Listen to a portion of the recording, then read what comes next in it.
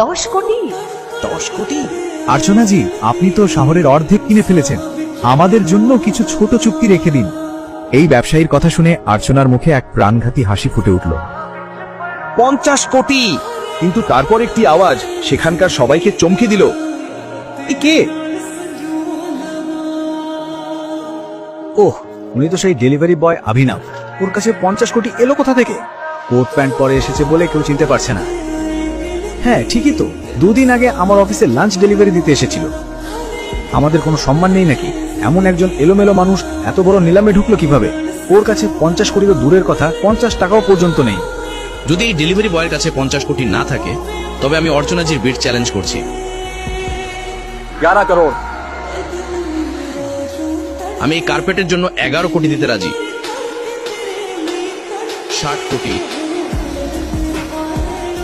আরে delivery boy, পাগল হয়েছ নাকি? 60 কোটি কোথা থেকে আনবে? এটা নিলাম শিশুদের খেলা নয়। এখানে যা বলবে সেটা দিতে হবে। মুহূর্তের মধ্যেই অভিনব একটি চেক বই বের করলো এবং 60 কোটির একটি চেক সই করতে শুরু করলো। মিস্টার ম্যানেজার, আপনাকে অবশ্যই ওর ব্যাংক অ্যাকাউন্ট চেক করাতে হবে।